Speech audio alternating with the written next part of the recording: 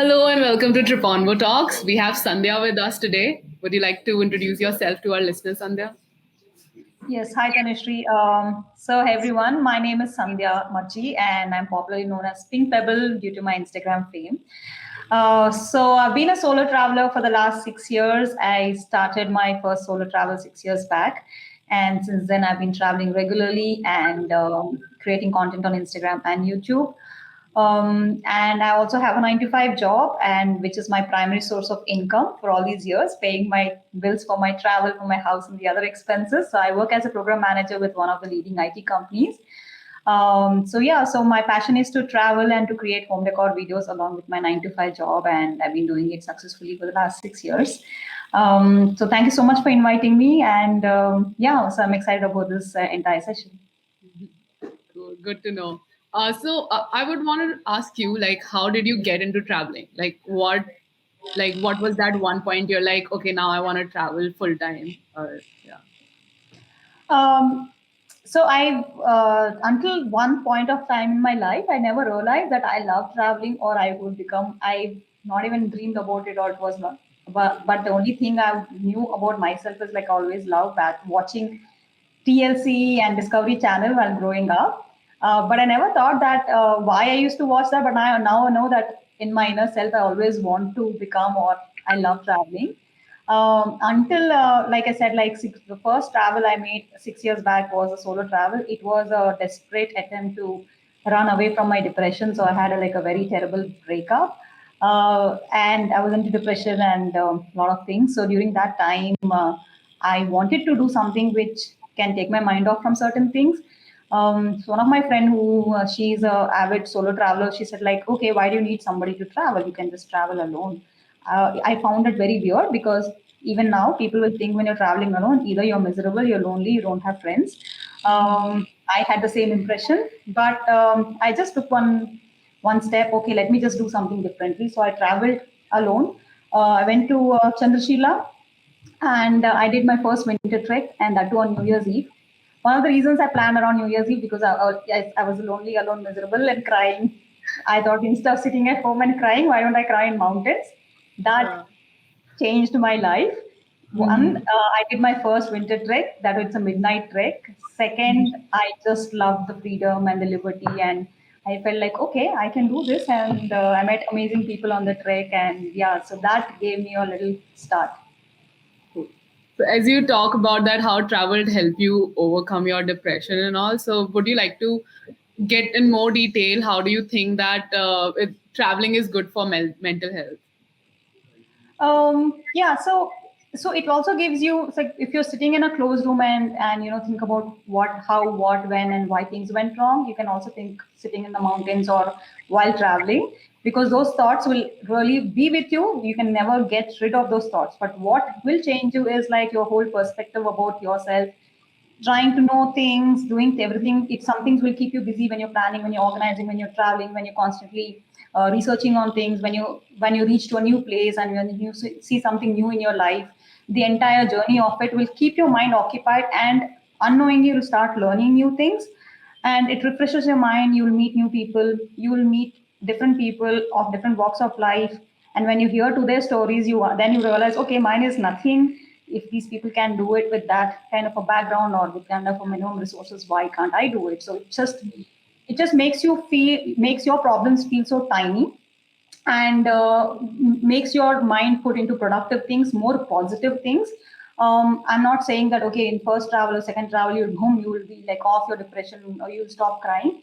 I used to literally cry for like 3 4 years after that too. But every travel of mine, every time, the crying and the depression started gradually reducing. So it just explores your horizons and give you a new perspective and hope that life is just, it's not just over and you have a lot of things to look forward. Yeah, even I think like problems are not gonna end, right? If you overcome one problem, there's gonna be another one in future. But Yes. it's how you handle those problems really matters. Yes. So yeah. Tell us about one of your best solo travel experience. So in the recent time, I my this would top the charts because this is something which I didn't know that I will ever be able to do it. So I went solo, covering the entire Iceland for 10 days. So I've hired a camper van where I used to cook in that, I used to sleep in that. I drove around the entire ring road of Iceland for 10 days all by myself. A girl from Vizag, Visakhapatnam, born and brought up, and from there to funding the entire trip and going there and doing everything on my own. Driving in Europe was also the first time. Is one of the most. It's my personal best achievements.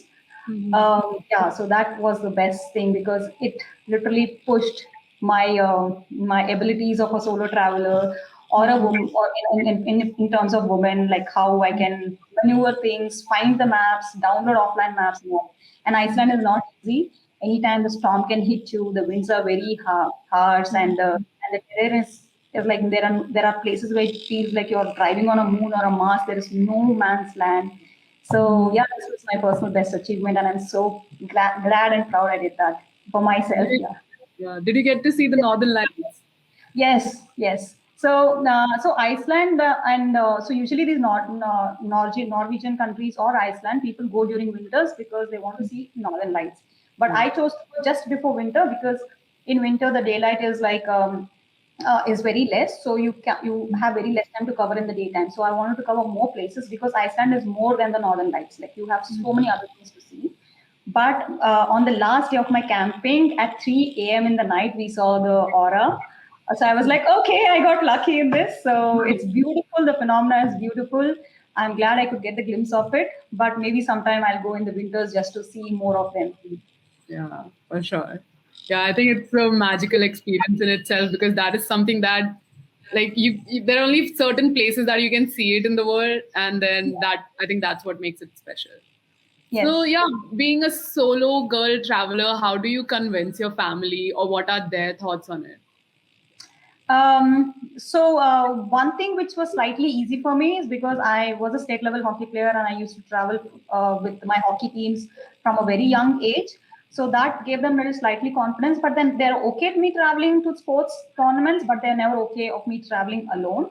So I used to try to go with the groups. I used to tell them like, okay, somebody's there looking out for me. I'm traveling with all women's group and stuff. So, but what changed the entire dynamics is like the way they saw me being how overly independent I have become because I used to take a lot of responsibilities at home. I used to help my mom to cook food. I used to share the financial burden of my family because I'm from a very humble family. And I started working at a very young age. So they've seen my personal and professional growth in a way, and they kind of got a confidence. Okay, if she's able to get a job in a young age and she's supporting the family, she's being all responsible. So there never a days that my family had to face anything like I was partying and I was being irresponsible. Not saying partying is bad, but I was saying Yeah, I never got myself into a situation where my family has to intervene and protect and save me from it. It would be like so that actually build the confidence. And yes, financial freedom is very important because when you can, that defines a lot of things. You can tell your yeah. family you can afford small trips. I also started off by taking small trips to give them the confidence, like the nearest overnight trips or a day trips and all. Then slowly I build on the confidence from my family. Yeah. That sounds great. You're also a digital nomad. So let's get into that. How do you started? Like, how did it start? Like, were you working from home initially, and then you just suddenly planned to do a trip, and then started working from there? Yeah, so fortunately, I worked in companies where I used to go to office once a week, or sometimes it is once a month or something. So that is when it opened up an avenue where I can work remotely. And once I started taking the trips, I always felt like, okay, like for example, if we have 22 days of leave and if I want to travel more, working from home really helped because I used to travel on Thursdays. I used to travel overnight on a Thursday and then take Friday off, or work on a Friday and then take off from the second half or something. So that really helped me.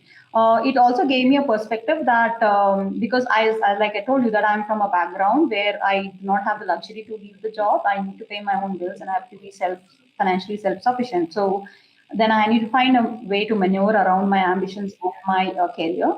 So yes, remote working really helped me because it really helped me to save that extra time of going to office. In that way, in that time, I can sit at home and edit the videos.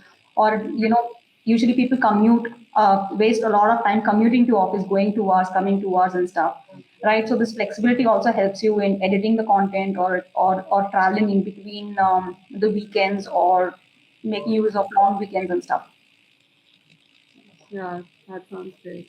But how do you keep yourself motivated? Like when you're traveling, don't you get this urge that okay, like it's such a beautiful place today. I don't want to see my laptop or I don't want to sit and work. So yeah, how do you keep yourself motivated? So I have my complete itinerary plan. So I know, like for example, if it's a Friday working day or a Thursday working day. So I plan in a way that early morning I finish my trek and finish my early morning before 9 o'clock sunrise and all. And so once you make a plan and you stick to it, then you can easily control your urges. Because like I told you that when there is no option of leaving the job, or taking an off, you have to sit and you have to finish your task. So I would have like, okay, let me pull through another 6 hours or 7 hours. Then afterwards I'll go to this pub, or I signed up this pub crawl. So I keep telling myself, and I know what the weekend is going to look forward. So that is why. So I'm super organized. So everything of my calendar is organized. So I know that this is the time that I don't have to move. And I also organize my office calls in such a way that it is not coinciding with any of my travel plans. So being Oh, that's organized and micro level of planning really helps in this. that's cool. But has it ever happened to you that one day you just planned a spontaneous plan kicks in and you're like, okay, today I'm not gonna work and I'm taking a sick leave. Yes. So sometimes, so what happened is like, I now my husband, before it was my boyfriend. So when my boyfriend and I wanted to go to Kasol, I've decided to work 2 days in Kasol, and then remaining I want to take off. So the moment I landed in Kasol and I saw that place, and especially we trekked to Tosh. So I called my boss and I told, like, listen, I really cannot work because we have just reached this place, and I pulled up some excuse and have taken sick leave.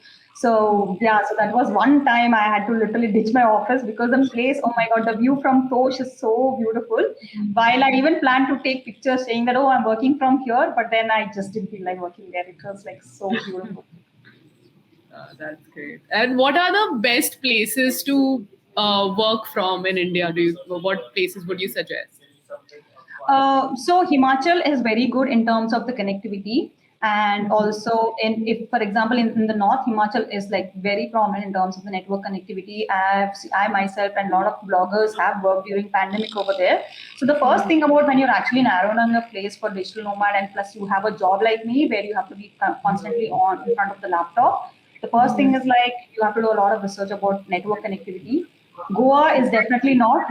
While most travelers are promoting Goa as a digital nomad place, but it is the worst place in terms of network. Everybody agrees to it. Yeah. It's very difficult and challenging to get network. So Goa is definitely not a place. So yeah, Kerala, I've worked throughout a lot of times in Kerala, so the network is good in terms of south. I have been to Coorg and the north of Karnataka. It is an amazing place to work in terms of south. And yes, Himachal is there, Uttarakhand is there. These are my preferred places to work from home. I have not actually tried working from the northeast. Only once when I went towards Sikkim, I tried, but there the network was also like really bad. Yeah. Yeah, even I moved to Goa during pandemic. Okay. And yeah, the same network issues for sure. But then also like North Goa is like if you're staying in North Goa, every day is a party day. Like you don't know, Yeah. you can differentiate between a weekday and a weekend. So then I moved to South Goa, peaceful, but then same network issues all the time. Yeah. Yeah. Yeah. Yeah. So I think that ways you'd have to really look for a place where you have better connectivity and good Wi-Fi connection. Because if Exactly.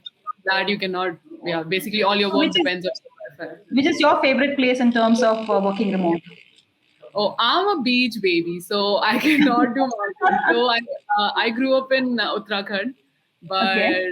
I'm not really fond of mountains. Maybe because I've seen a lot of them Yes. already. And yeah, I mean, for my favorite is Bali anytime. Oh yeah, that's my ambition to settle in Bali maybe. Exactly. I mean, once you go Bali, there's like no coming back. You cannot Yeah. just go there once and then don't get the urge to going, like, not to go back there. Yes. So yeah. So let's talk about some misconceptions that you see around in terms of like digital nomads. So usually, what happens with the digital nomad? They think that yeah, first thing they feel insecure about the money flowing in. Um, but what I would usually suggest, I mean, people will think like, okay, digital nomad, how do they earn money? What are the what? How can they sustain and everything?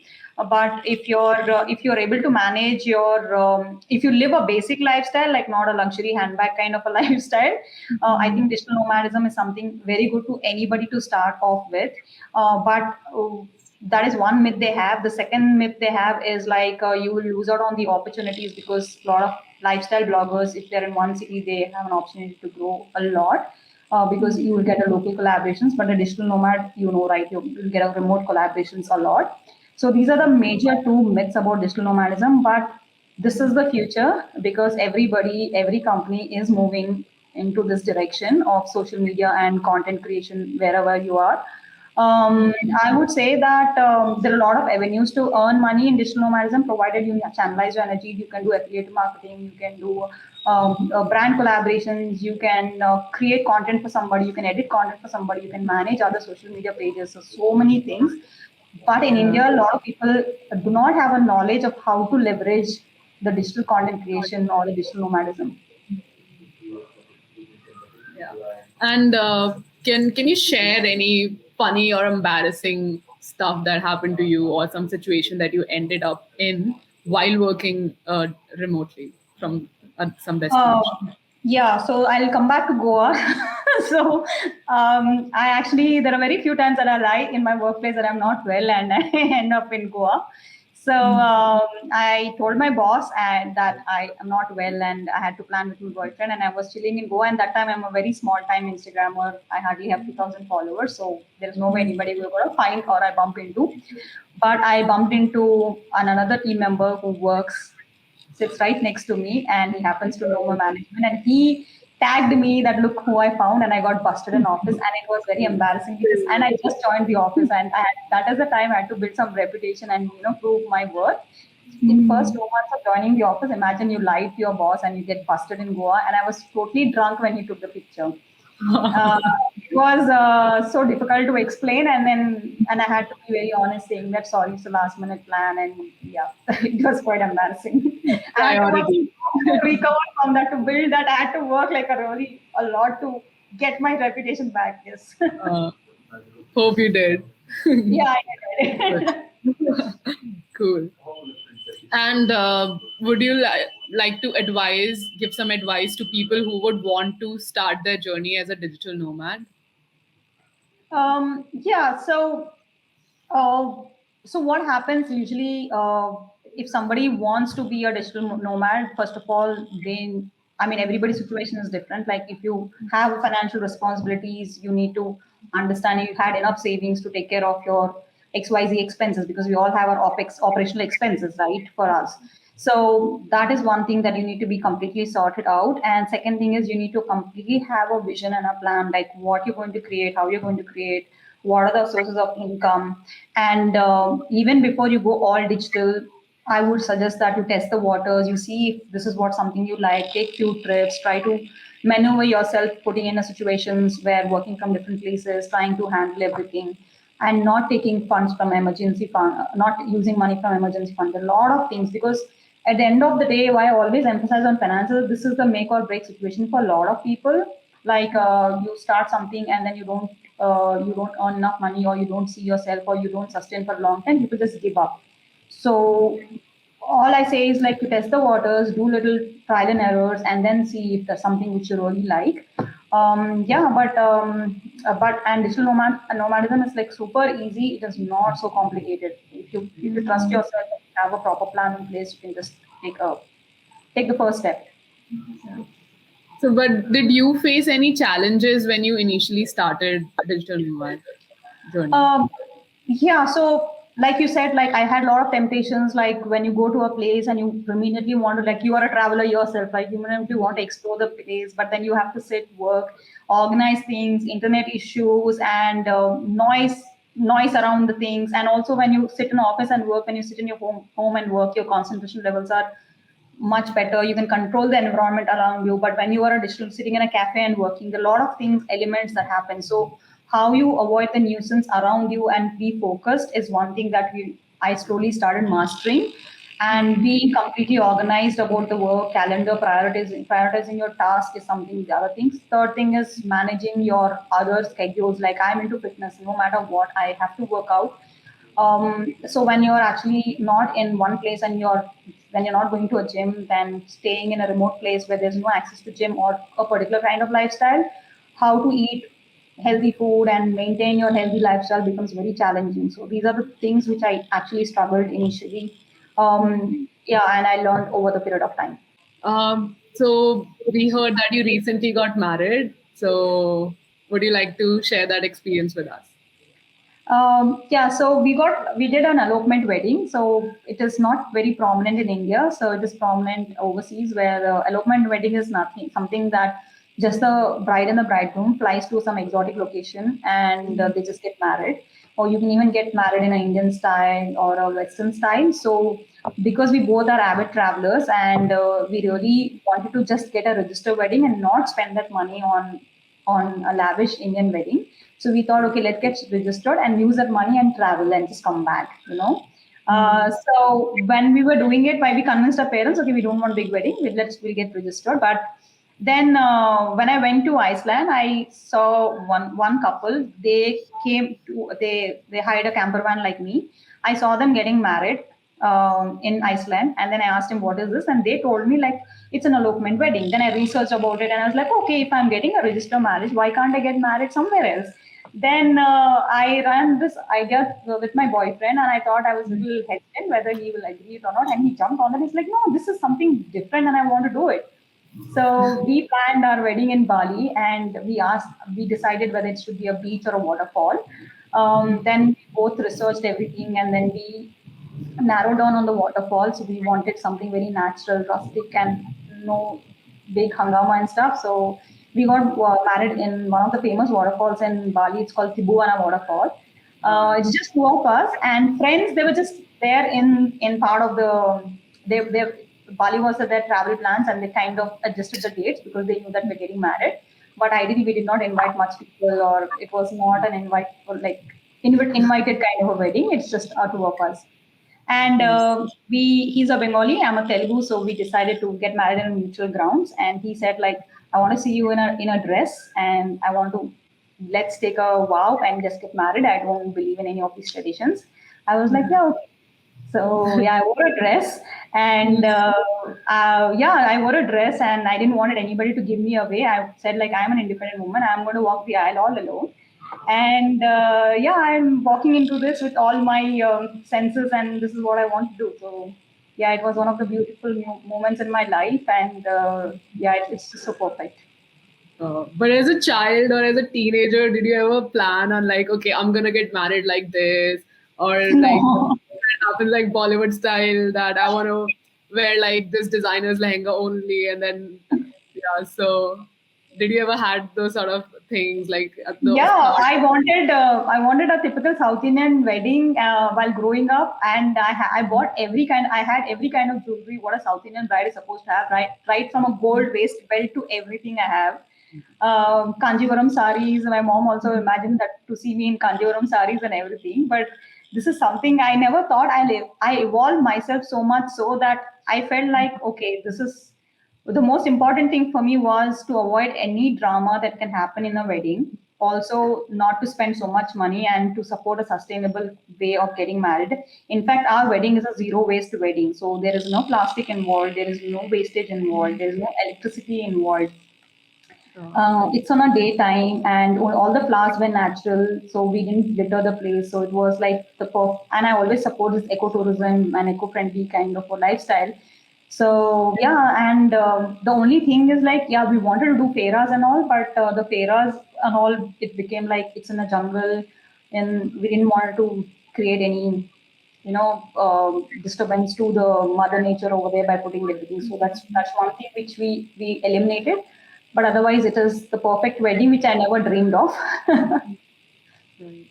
Yeah, this sounds so fancy. I think like just by listening to this, a lot of people will now dream of having a wedding like this, and Yeah, not like a full blown Bollywood style big fat Indian weddings. Yeah. yeah, So we're heading towards the end of the podcast, and let's get started with our rapid fire round. So it's gonna be very quick. Tak tak tak. You won't get time to think about like okay, I won't give you time to think about the answers. You have to be real quick. okay. Okay.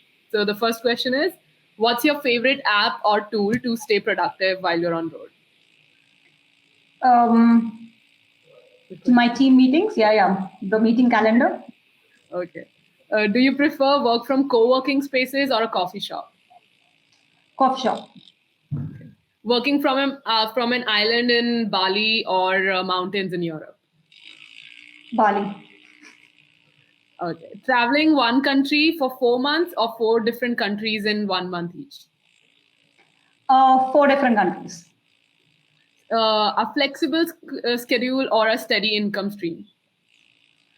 flexible, Okay. Working for a company or freelancing? eventually freelancing. Do you think work life balance is a myth or it's a reality? It is a reality, and I'm living that. Okay. Name top three items that you always bring with you while traveling. Work from, like, in the sense of digital nomad. Okay, Wi-Fi router or an international SIM card, laptop, and my camera. Cool. So that was it. And you recently joined us as a travel expert. So we're really happy to have you there. And what are your thoughts about it? What you have in your mind? Like, how do you think it's gonna go? So I was thrilled by the idea when had a conversation with Nudul, and I think this is an excellent idea. It is very helpful for travelers and also for first time travelers who are struggling with itineraries. And I somewhere or the other I wanted to set up an itineraries for people and help them. But I think this was a excellent way of people to connect like-minded travelers and leverage this platform. I'm excited and I would love to contribute in a way that everybody gets the best out of this app.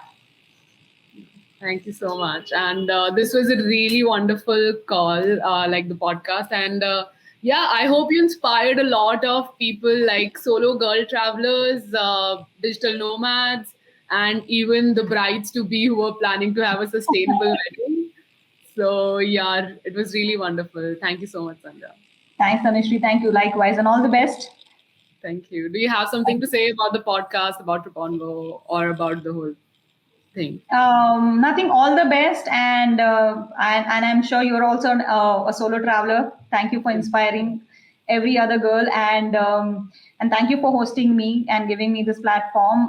This is a very organized way of setting up the itineraries, and I'm looking forward to customize a lot of offbeat places, not just a regular touristy places. So yeah, and I want to learn mutually during this process. So thank you so much, and all the best, team. Yeah. Thank you. Have a good day, Sandhya. Thank you. Thank you. Bye.